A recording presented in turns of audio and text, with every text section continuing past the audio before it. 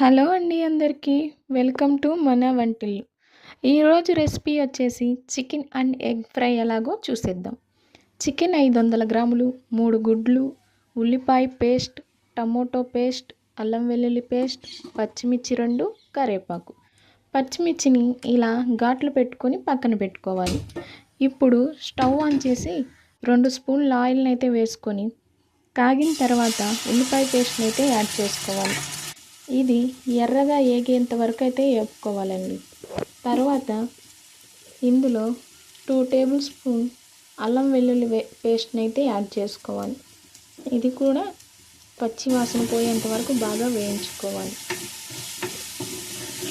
ఇలా golden brown colour అయితే వచ్చేస్తుంది. అప్పుడు వరకు వేయించుకొని అందులో 500 గ్రాముల చికెన్ అయితే వేసుకోవాలి. ఇది యాడ్ చేసుకొని దీన్ని బాగా కలుపుకోవాలి. అల్లం వెల్లుల్లి పేస్ట్, ఉల్లిపాయ పేస్ట్ బాగా పట్టేలా కలుపుకొని ఇందులో ఉప్పు రుచికి సరిపడా అయితే వేసేసుకోవాలి. వేసుకుని ఇది మొత్తం కలిసేలా బాగా కలుపుకొని మూత పెట్టుకుని ఉడికించుకోవాలి. ఇది సగం వేగిన తర్వాత ఇందులో మరలా ఒకసారి అయితే కలిపేసుకొని ఇందాక కట్ చేసి పెట్టుకున్న పచ్చిమిర్చి అయితే ఉన్నాయి కదా, వాటిని వేసేసుకోవాలి. మరలా కలిపి మూత పెట్టుకోవాలి. ఇది మరలా ఉడికిన తర్వాత మరొకసారి అయితే కలుపుకొని ఈ నీరంతా ఇంకినాక ఇలా వచ్చిన తర్వాత ఇందులో టమోటో పేస్ట్ ఉంది కదా, దాన్ని యాడ్ చేసుకోవాలి. టమోటో పేస్ట్ కూడా మొత్తం ముక్కలకి పట్టేలా కలుపుకోవాలి. ఇలా కలుపుకొని కొంచెం సేపు మూత పెట్టుకొని మగ్గించుకోవాలి. ఇది మగ్గిన తర్వాత మరలా ఇంకోసారి అయితే కలుపుకోవాలి.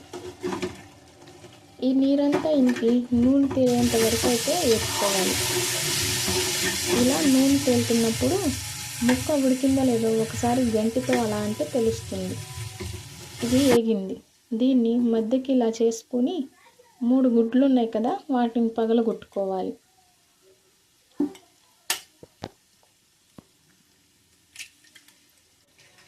గుడ్లని పగలగొట్టిన తర్వాత మెల్లమెల్లగా గంటి సహాయంతో ఇలా జరుపుకుంటూ వేయించుకోవాలి. దీన్ని బాగా నూనె తేలేంత వరకు అయితే వేయించుకోవాలి. ఇదిగోండి పొరుటు ఇలా వస్తుంది కదా, అప్పుడు ఇందులో సాల్ట్, కారం, ధనియాల పొడి, చికెన్ మసాలాను అయితే యాడ్ చేసుకోవాలి. ఇవన్నీ మసాలాలు వాటికి పట్టేలా, ముక్కలకి పట్టేలా కలుపుకోవాలి. బాగా కలుపుకొని ఒక 5 నిమిషాలు సిమ్లో పెట్టయితే మూత పెట్టేసుకోవాలి.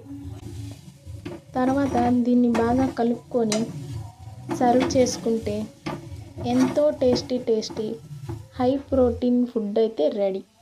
ఒక్కసారి ఈ రెసిపీని మీరు ట్రై చేయండి, మళ్ళీ జీవితంలో వదలరు. నా రెసిపీస్ కనుక మీకు నచ్చినట్టయితే లైక్ చేయండి, షేర్ చేయండి, సబ్స్క్రైబ్ చేసుకోండి.